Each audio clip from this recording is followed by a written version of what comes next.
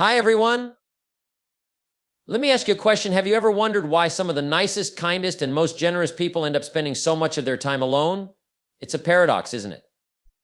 You'd think that being nice would attract people, bring relationships, and lead to happiness, but for many it seems to lead to solitude. So why does this happen? Why do nice people often find themselves isolated? The truth is, being nice isn't the magic formula that guarantees happiness, connection, or success. In fact, kindness can sometimes be the very thing that pushes others away. You see, it's not about being nice. It's about understanding the balance between kindness and self-respect, the importance of boundaries, and the need to be authentic. Let me break it down for you with a few key points. One of the biggest reasons nice people end up alone is because they struggle with setting healthy boundaries. They tend to say yes to everything, even when it hurts them, because they don't want to disappoint others. But here's the reality: without boundaries, people will take advantage of your kindness, and when you give without receiving, eventually you'll feel empty and alone. Nice people often avoid conflict at all costs. They think that being agreeable and keeping the peace is the way to maintain friendships and relationships. But here's the problem: without honest communication and the courage to address issues, relationships can become shallow, and eventually they may fade away. Conflict is a part of life, and avoiding it doesn't solve anything. Being nice often means putting others' needs ahead of your own. And while it's admirable to care about others, it's essential to remember that you can't pour from an empty cup. If you consistently neglect your own emotional, mental, and physical needs, you'll find yourself drained, disconnected, and ultimately alone. Nice people often keep their desires, needs, and expectations to themselves because they don't want to seem demanding or selfish. But the truth is, you have a right to express what you want in a relationship. When you don't communicate your needs clearly, others can't meet them, and that creates distance, even in close relationships. If you always give without asking for anything in return, it's easy for others to take you for granted. You might end up being treated like a doormat, and people will respect you less. In the end, kindness without self-respect leads to loneliness because people value you less and less when you're constantly giving without expecting anything in return. Nice people are often so eager to please others that they may attract individuals who take advantage of their kindness. These people might be manipulative, needy, or even toxic. And while you're out there trying to help them, you're neglecting the people who truly value you for who you are, not for what you can do for them. Some nice people feel the need to overcompensate for their own insecurities by being excessively kind or giving. They believe that by always being nice, they'll be loved or accepted. However, when you base your worth solely on what you do for others, you risk losing yourself in the process, and that leads to isolation and a lack of authentic connection. Being kind is important, but being genuine is even more critical. When you're always trying to please others, you stop being true to who you really are. You might wear a mask of niceness, but deep down, people can sense inauthenticity. And when you're not true to yourself, you can't form real, deep, lasting relationships. Nice people often find themselves giving and giving without ever stopping to consider their own needs. They want to help, they want to make everyone around them happy, and they believe that by doing so, they'll be appreciated and loved in return. But here's the truth: when you never set boundaries, you open the door for others to take advantage of your generosity. It's like trying to fill a bucket with water when there's a hole in the bottom. No matter how much you pour in, it will never stay full. When you don't set boundaries, you essentially say to the world, "I'll always be available, I'll always be there for you, no matter what." And while that might sound noble, in practice, it doesn't serve you or the other person. The truth is, people won't value you the way you deserve unless you show them how to treat you.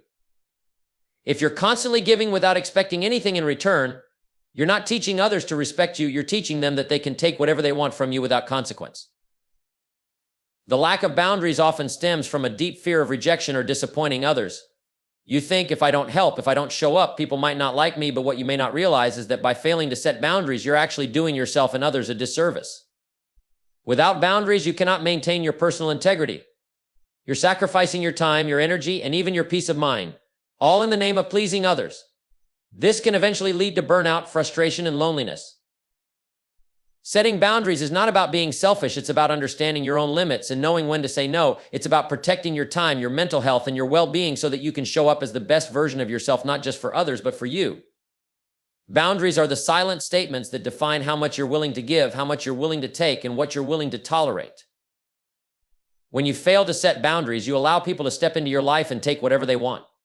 They might take your time, your energy, your resources, and leave you feeling empty and unappreciated.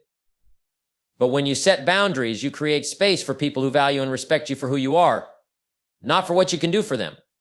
You attract relationships that are based on mutual respect, not one-sided sacrifices. If you want to build deeper, more meaningful relationships, you need to learn the art of setting healthy boundaries. Without them, you're only creating an environment where your kindness is taken for granted. By establishing clear limits, you teach others to treat you with the same respect that you show yourself. And in doing so, you build relationships that are not only genuine, but also sustainable. Nice people often shy away from conflict because they believe it disrupts harmony. They think that by avoiding disagreements, they can maintain peace and keep relationships intact. But here's the hard truth: conflict is a natural part of life. It's like trying to grow a plant without water. Conflict is the fertilizer that helps relationships evolve. When you avoid it, you stunt growth, and what you end up with are shallow, surface-level connections that lack depth and understanding. The fear of conflict often stems from the desire to be liked and accepted by others. You think, if I stand up for myself, if I express my true feelings, people will think I'm difficult or aggressive.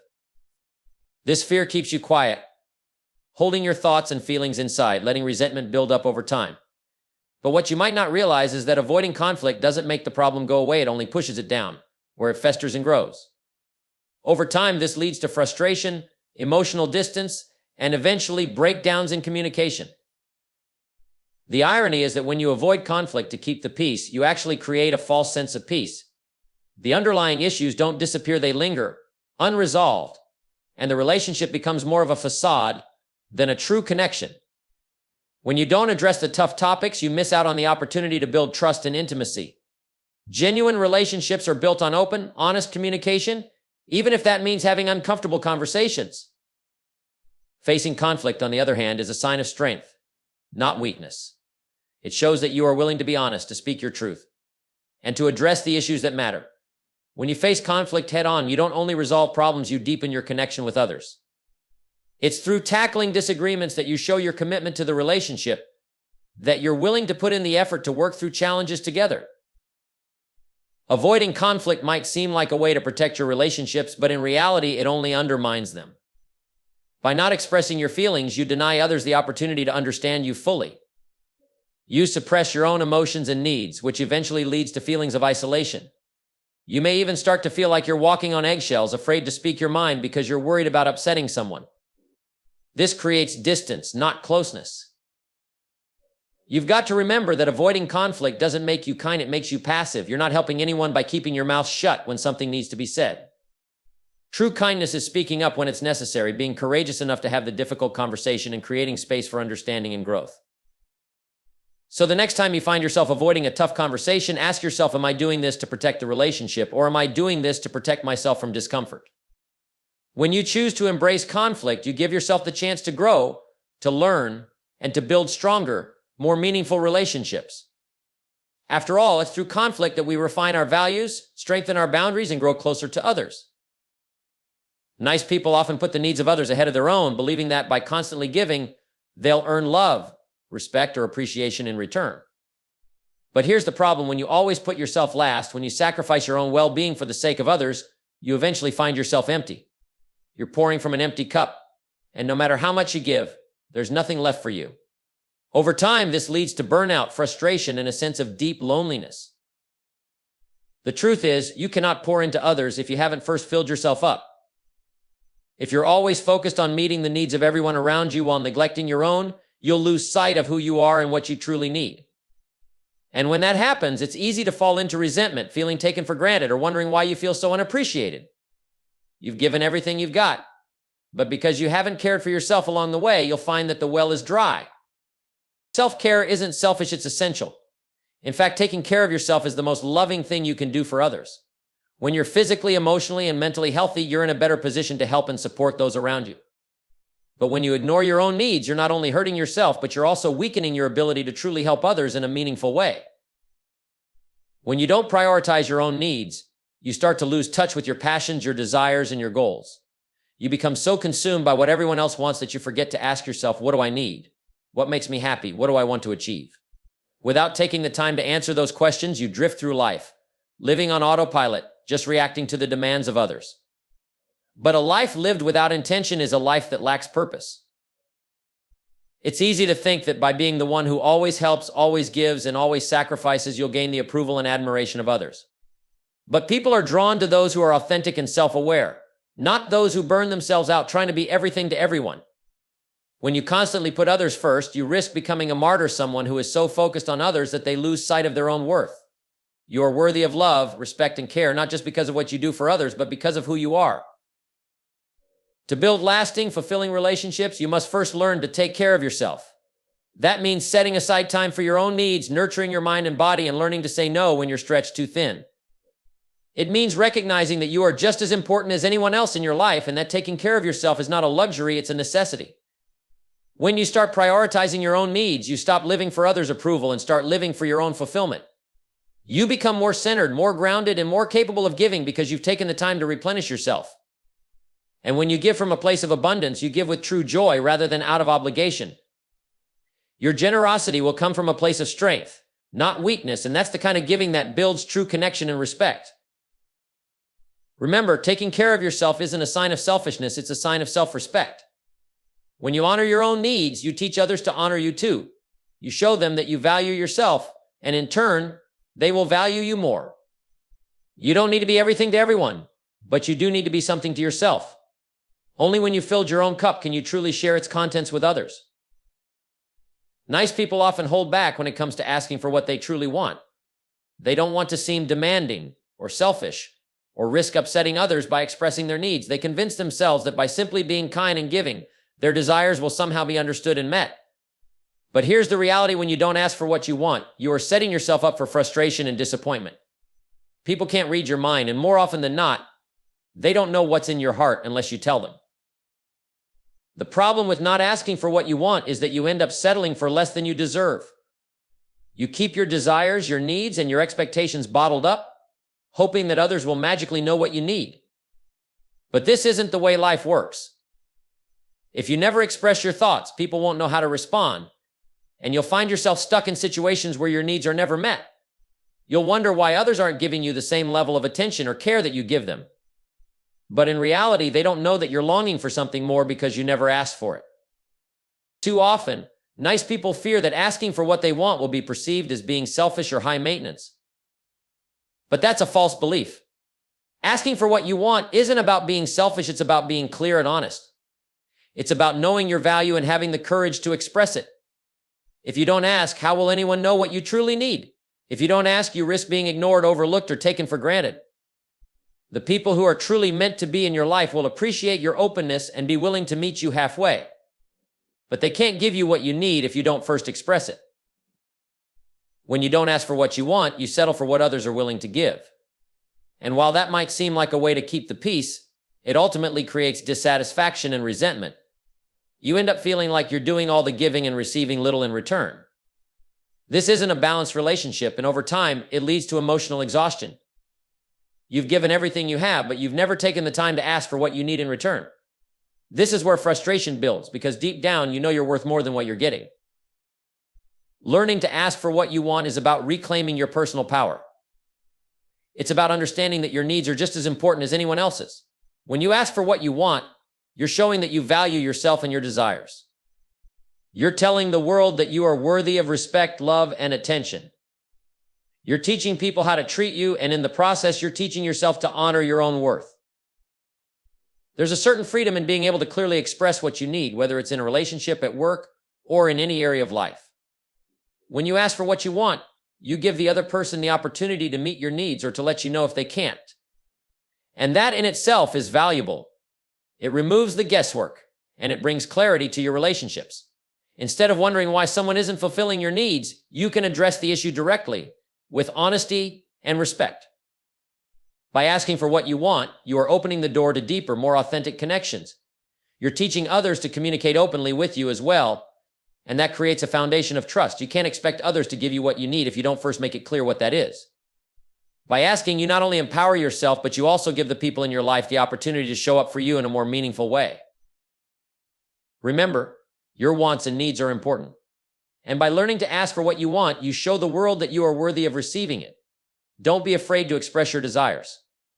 Be clear, be direct, and trust that by asking for what you want, you are strengthening the relationships that matter most to you. Nice people often make the mistake of giving too much of themselves without considering whether their kindness is being respected. They believe that by always being there for others, always saying yes and always putting others first, they will build strong relationships and be appreciated. But in reality, what often happens is that they become doormats, people who are walked on, taken for granted, and drained by the demands of others. You see, kindness without boundaries is not strength, it's weakness. It's the kind of weakness that invites others to take advantage of you. The truth is, when you give without expecting anything in return, when you always put others' needs before your own, you set yourself up to be exploited. People will respect you less because they come to see you as someone who will always bend, always accommodate, always make the sacrifice. The more you give without receiving, the more others will see it as your default. And before you know it, you're left feeling empty, resentful, and unappreciated. You give, and all you get in return is exhaustion and frustration. The key to healthy relationships is not being a doormat, but rather being a person who is willing to stand up for themselves, set boundaries, and value their own time and energy. There's a massive difference between being kind and being taken advantage of. Kindness should never come at the cost of your dignity or self-respect. If you find yourself constantly doing things for others while neglecting your own needs, you're not being kind, you're being self-sacrificial to the point of harm. People who become doormats often do so because they fear conflict or worry about disappointing others. They think if I say no, they won't like me. If I set a boundary, they'll think I'm rude, but what they don't realize is that not setting boundaries isn't kindness, it's insecurity. It's a fear of standing firm, of saying this is who I am and this is what I need. Without boundaries, you lose the respect of others, and worse, you lose respect for yourself.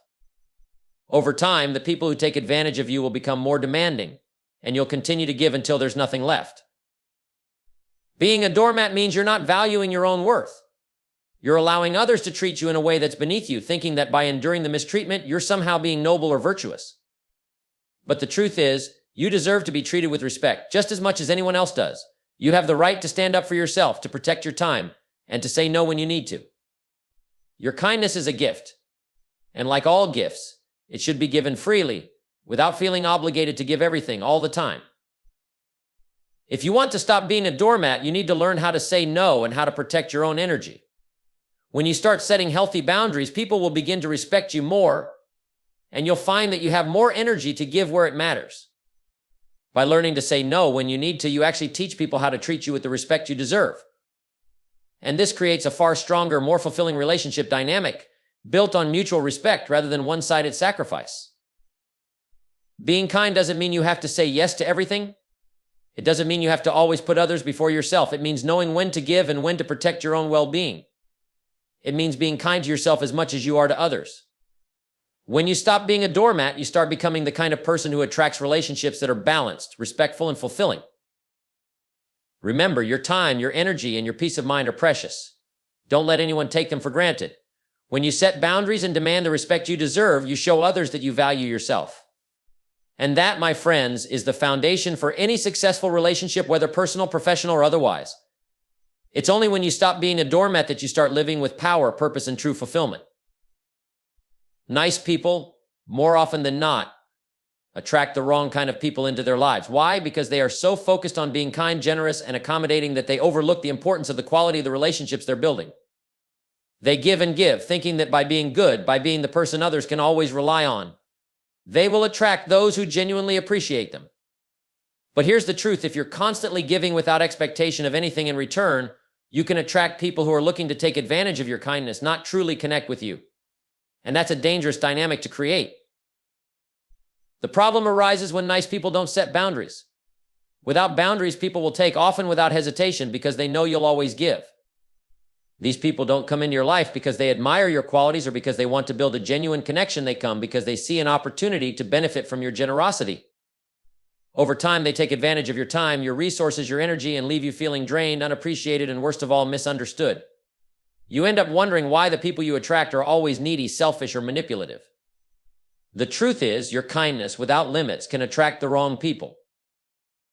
Another reason nice people attract the wrong people is that they tend to tolerate poor behavior, thinking it's their responsibility to help or fix others. They become magnets for people who are emotionally unavailable, disrespectful, or even toxic because they think that by being kind enough, they can change them. This is a dangerous mindset. You cannot change someone who doesn't want to change and trying to rescue. People often leave you emotionally exhausted with little to show for it, except heartbreak and disappointment. Nice people also tend to ignore red flags. They think if I'm just patient, if I give this person a little more time, they'll come around. But often the person they're giving time to is not interested in changing or improving. They just want someone who will keep giving without asking for anything in return. You end up bending over backwards for people who aren't willing to meet you halfway, and before long, you're in a relationship where you're doing all the work while the other person reaps the rewards. The key to attracting the right people is to understand your own worth and have the courage to set the standard for how you want to be treated. The relationships you build should be based on mutual respect, shared values, and a balanced exchange. If you're constantly attracting the wrong people, it's time to take a step back and ask yourself, am I setting boundaries? Am I communicating my needs clearly? Am I valuing myself enough to only accept relationships that are healthy and reciprocal? The nice person who attracts the wrong people often does so because they believe that being kind means tolerating behavior that is less than what they deserve. But kindness without respect leads to imbalance. The key to attracting the right people is to stop tolerating disrespect, to stop making excuses for others' poor behavior, and to stop undervaluing your own needs. By being clear about what you will and won't accept, you make space for people who will value you for who you are, not just for what you can do for them. When you stop tolerating bad behavior, when you start setting boundaries, when you learn to walk away from situations that don't serve you, you open the door to better, more fulfilling relationships. The right people will come into your life when you are clear about your own worth and refuse to settle for anything less than the respect and love you deserve. Remember, you are the company you keep. If you continue to attract the wrong people, it's time to look inward and ask yourself why you're allowing it. When you value yourself enough to set clear boundaries and maintain high standards, you will begin attracting the right people, those who respect you, appreciate you, and meet you where you are. Only then will you start building the kind of relationships that are truly rewarding, fulfilling, and built to last. Nice people often overcompensate for their insecurities by trying to please others, believing that if they give enough, help enough, or be kind enough, they'll be liked, accepted, or valued. At their core, they feel uncertain about their own worth, and so they work tirelessly to prove themselves, often at the expense of their own well-being. They give too much, say yes when they want to say no, and put others' needs above their own, thinking that by doing so, they'll be validated. But in reality, all they're doing is masking their insecurities and creating unhealthy patterns that only lead to frustration and burnout. The root of this overcompensation is the belief that their value is tied to how much they can do for others. They may feel deep down that they're not enough as they are, so they go above and beyond to earn love or approval. But this strategy is flawed because it's based on the false assumption that external actions will fill an internal void. No matter how much you do for others, no matter how many sacrifices you make, you will never feel truly valued if you don't first recognize your own worth. When nice people overcompensate for their insecurities, they often become people pleasers. They avoid conflict, say yes to every request, and put everyone else's needs first. The fear of rejection or disappointing others becomes so overwhelming that they lose sight of their own desires, feelings, and needs. They may think, if I just keep giving, if I just keep making everyone happy, I'll be loved. But in the end, all they're doing is depleting their own energy and putting themselves in a position where they are constantly seeking external validation. This overcompensation doesn't just drain your energy, it also creates unhealthy relationships. When you give too much without receiving in return, you're essentially telling others that you don't need anything, that you're fine with always being the one to sacrifice. This can attract people who take advantage of your kindness, who expect you to continue overcompensating while they contribute little or nothing. These one-sided relationships leave you feeling unappreciated, and worse, they reinforce the belief that you're only valuable when you're serving others. The truth is, insecurity doesn't disappear by giving more or doing more. It's an internal struggle that requires introspection, self-compassion, and personal growth. Overcompensating with kindness or actions will never address the root cause of the insecurity. Instead of seeking external validation, nice people must learn to turn inward and find their value within themselves. The key to overcoming insecurity is to recognize that you are enough just as you are, without needing to prove anything to anyone. The first step in overcoming this overcompensation is to start setting boundaries. It's okay to say no. It's okay to put your own needs first. In fact, it's necessary if you want to build a life that's balanced and fulfilling. When you begin to say no, when you start to prioritize your own well-being, you take back control over your life. You stop overcompensating and start acting from a place of strength, not fear. The more you value yourself and your time, the more others will respect you. You begin to attract people who see your worth without needing you to do anything to earn it. Real self-worth doesn't come from doing more for others. It comes from acknowledging your own inherent value and giving from a place of abundance, not scarcity. You must learn to be comfortable with who you are, flaws and all. When you stop trying to overcompensate for your insecurities, you stop living in a state of constant proving. You start living authentically, knowing that you are valuable regardless of how much you do or give. The only validation you need is the one you give yourself. In the end, when nice people stop overcompensating for their insecurities, they find true peace and fulfillment. They stop seeking validation from others and begin to create relationships that are balanced, honest, and built on mutual respect. And when they finally recognize their own worth, they realize that they've always had everything they needed within themselves. Nice people often struggle with authenticity because they are so focused on making others happy and being liked that they lose sight of who they really are. Instead of showing up as their true selves, they wear a mask, pretending to be who they think others want them to be. This is not only exhausting, but it also prevents them from forming genuine, meaningful connections. You see, when you're constantly trying to fit into someone else's mold, when you're only being what others expect of you, you're not allowing people to see the real you. And when others can't see the real you, they can't connect with you on a deep level. The problem with this lack of authenticity is that over time, it leads to frustration and dissatisfaction. Nice people tend to go along with what others want because they fear conflict or rejection. They tell people what they think they want to hear rather than what they truly believe. They might agree with something they don't actually agree with or laugh at a joke they don't find funny, all in an effort to keep the peace and be liked. But all this does is build a life that's not truly their own. They may find themselves surrounded by people who appreciate the mask they're wearing, but not the person they are underneath. When you lack authenticity, you give people a watered-down version of yourself, one that's curated to please others.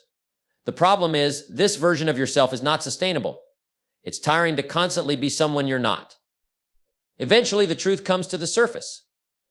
People can feel when you're not being authentic. They can sense the disconnect, and it causes relationships to feel shallow or unfulfilling. You might wonder why you're not attracting the right people, or why your relationships feel empty.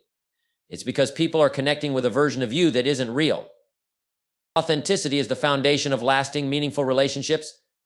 If you're not being true to yourself, you can't expect to form deep, fulfilling connections with others. When you show up as who you truly are, without the pretense, you invite others to do the same. You create an environment where honesty, vulnerability, and trust can flourish. When you try to please everyone, you end up pleasing no one, especially yourself. But when you embrace authenticity, you attract people who truly appreciate and value you for who you are, not for the image you present. Being authentic requires a deep sense of self-awareness. It requires you to know who you are, what you believe in, and what you stand for. When you lack authenticity, it's often because you haven't taken the time to discover these things for yourself. You're so focused on pleasing others that you forget to ask yourself, what do I want? What do I believe? What's important to me? Once you start living authentically, you stop seeking validation from others. Instead, you seek approval from within. The road to authenticity is not always easy.